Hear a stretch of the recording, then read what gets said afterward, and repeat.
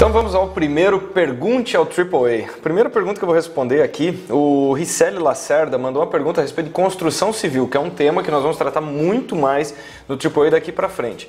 Então ele pediu o que está acontecendo de disrupção, de inovação na construção civil. Bom, eu enumerei aqui algumas coisas que nós temos visto, tanto nos livros ou nos eventos que nós participamos. A primeira, sem sombra de dúvida, é a impressão 3D. Então já tem muita gente falando aí impressão de casas. Em menos de 48, em menos de 24 horas, tem muita coisa acontecendo, especialmente na China, porque tem uma demanda habitacional naturalmente muito grande e essa tecnologia deve se popularizar muito fortemente nos próximos anos. Então, seja na impressão total de casas, tem vários protótipos aí para construir efetivamente uma casa popular usando uma grande impressora, quanto a impressão de pequenas partes que vão se moldando e se somando para construir uma pequena habitação muito barata. Segunda coisa que eu coloquei aqui, realidade aumentada. Então também tenho visto uma série de aplicações para aumentar a segurança, a conformidade nas obras de operários que vão usar a realidade aumentada, seja para ver se o projeto está harmonizado da maneira correta, se ele está adequado conforme o projeto. Então tanto para os operários saberem qual que é o resultado final esperado, quanto para quem está inspecionando a obra, enfim, para aumento de segurança e aumento de produtividade. Uma terceira coisa é a chegada da robótica, em grande escala na construção civil. Por que isso não aconteceu até agora? Porque a atividade da construção civil é muito difícil de ser robotizada, não são tarefas absolutamente uniformes. Só que aí os robôs têm conseguido se adaptar de uma forma cada vez mais eficaz. Então, seja através de pequenas máquinas ou com humanoides, com os robôs que efetivamente parecem operários, nós devemos ver uma grande chegada da robótica nos próximos anos.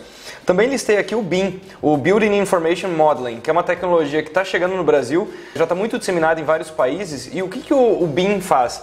É um catálogo de fabricantes com propriedades físicas e modelagem em 3D dos inúmeros elementos que compõem uma construção. Por que isso é importante? Primeiro, você já tem as características físicas, fica imensamente mais difícil de errar um projeto, fica imensamente mais difícil de desviar recursos de um projeto.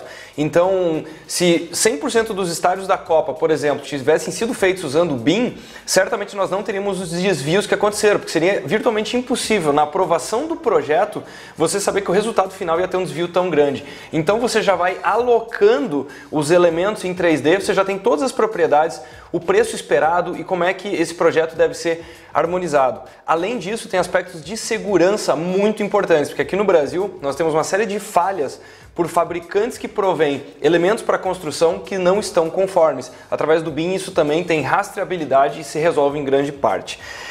Por último, com relação à construção civil, eu tenho visto aplicações de inteligência artificial e algoritmos genéticos no design de estruturas.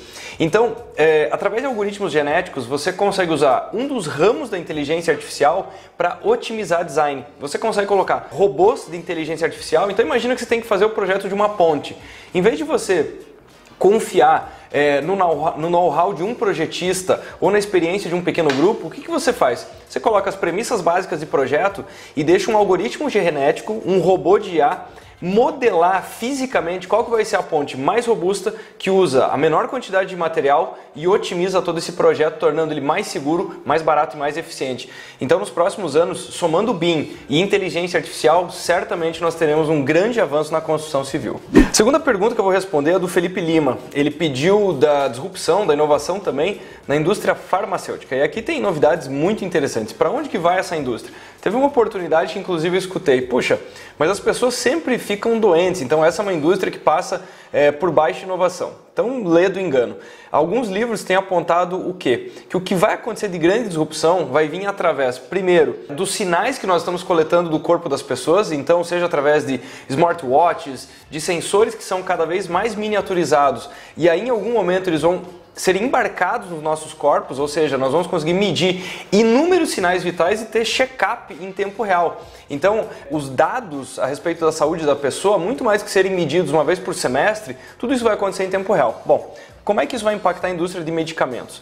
Atualmente, para desenvolver um medicamento, as indústrias testam com grupos de 500, 1.000, 2.000 pessoas para poder validar isso. Só que aí você tem uma conformidade populacional média, ou seja, o medicamento tem um comportamento esperado para a média das pessoas. A partir da hora que você começa a ter um Big Data de cada indivíduo, você vai ter desenvolvimento de medicamentos que estão customizados para aquela pessoa, porque as reações não são as mesmas. Então tem alguns autores falando o seguinte, que nós vamos caminhar para uma impressora, para uma máquina de café que você vai acordar, ela vai tomar os dados do que aconteceu com você nas últimas 24 horas e vai preparar aquilo que você precisa para as próximas 24, ou seja, ela vai dosar medicamentos na medida que você precisar. E aí, como ela vai ter esse acompanhamento longitudinal e no próximo dia ela vai saber como é que é a reação, ela vai adaptando esse tratamento em tempo real, ou seja, as dosagens vão ser adaptadas, o medicamento vai ser entregue on demand e customizado para cada indivíduo. Outro impacto muito grande na indústria farmacêutica, sem sombra de dúvida, é o mapeamento genético. Vale lembrar que essa tecnologia custava mais de $1 bilhão e hoje ela é acessível por poucas centenas de dólares. Então, mais uma vez, nós vamos conseguir, através da edição de genoma, por exemplo, usando aquela técnica do CRISP, você consegue resolver uma maciça parte das doenças. Tem um percentual muito elevado de doenças que são causadas por uma simples mutação genética, que do ponto de vista de edição de genoma é extremamente simples. Onde é que eu quero chegar com esse ponto? A edição de genoma vai substituir grande parte dos medicamentos nos próximos 10 a 15 anos. Por fim, ele perguntou como é que vai ser o relacionamento de pacientes e médicos. Bom, isso certamente vai ser transformado. Várias plataformas, especialmente nos Estados Unidos, têm conectado profissionais da saúde e pacientes numa forma mais parecida com a uberização. E muito mais que isso, os pacientes estão tendo cada vez mais posse dos seus dados, compartilhando em algumas comunidades para fazer detecção de doenças. Então, some-se a isso, mais uma vez, a inteligência artificial, robôs como o Watson, eles vão ter uma capacidade de prognóstico, uma capacidade de diagnóstico do que está acontecendo com o paciente, com uma precisão muito maior do que vários médicos, de forma online. Então, a atuação do médico em relação ao paciente também vai passar por uma profunda transformação. Por fim, a Cíntia Fior, que ela participa muito dos nossos posts, manda uma série de comentários, ela fez uma provocação no sentido de o que vai acontecer com o Estado e com a política. Cíntia, nesse aspecto eu sou muito otimista. Eu acredito que a tecnologia vem para trazer muita transparência, muito compliance. Uma coisa que eu gosto de citar é o seguinte, a partir da hora que nós lemos uma notícia como o ministro do STF trocou X mensagens de WhatsApp com tal senador que estava sendo processado. Vale lembrar que há 10 a 15 anos atrás, nada dessa notícia seria possível, porque não tinha smartphone, não tinha WhatsApp e não tinha como detectar isso. Então, perceba que grande parte do que está acontecendo com a Lava Jato é fruto da tecnologia, é fruto da capacidade de fazer o rastreio do que está acontecendo com o dinheiro, que foi uma estratégia adotada primeiro nos Estados Unidos para desconstruir grande parte dos cartéis de droga, porque em vez de tentar prender traficantes, o foco da investigação foi para o sistema financeiro. Foram também tomadas algumas medidas no sistema financeiro de cumplicidade, ou seja, se as instituições não divulgassem dados suspeitos, elas automaticamente se tornavam cúmplices de determinados crimes, e aí grande parte dessas investigações se tornaram possíveis. Qual que é o ponto aqui? A tecnologia vai tornar, especialmente através do blockchain, tudo muito rastreável. Então perceba que você vai conseguir recolher tributo e acompanhar de ponta a ponta aonde esse tributo foi utilizado, com total transparência. O imposto que você recolheu foi para o Ministério X, que foi para a Secretaria Y, que foi para tal hospital em tal cidade, que comprou tal seringa e foi aplicado em tal pessoa. Vai se tornar virtualmente impossível ter desvios. Por isso que eu tenho muita curiosidade em acompanhar esse tema do blockchain na vida pública, porque eu acredito que ele vai ter algumas barreiras. Eu não acredito que os governantes vão querer ser tão vigiados assim, mas aí vai vir uma força popular que vai tornar isso basicamente obrigatório. Isso já está acontecendo em países como a Estônia, que tem adotado blockchain, votação em blockchain através de aplicativos. Então você reduz o custo da máquina pública, você reduz o tamanho, esse inchaço do Estado e ganha-se muito em transparência.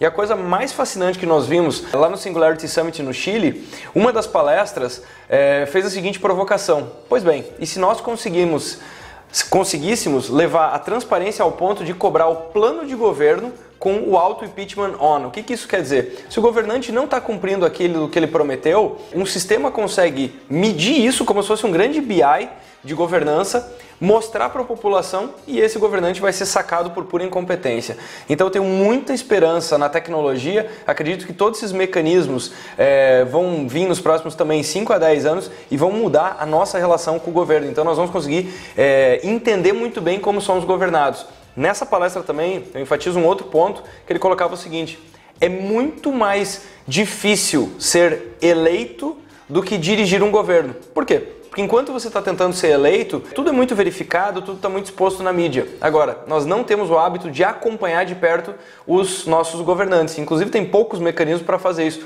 poucos instrumentos de observação de governança. Acredito que a tecnologia vai transformar os governos num grande BI. Nós vamos conseguir acompanhar tudo isso e a qualidade do serviço público tende a aumentar substancialmente. Esse foi o primeiro Pergunte ao AAA. Mande suas perguntas no pergunte@aaa.academy. Nos vemos na semana que vem.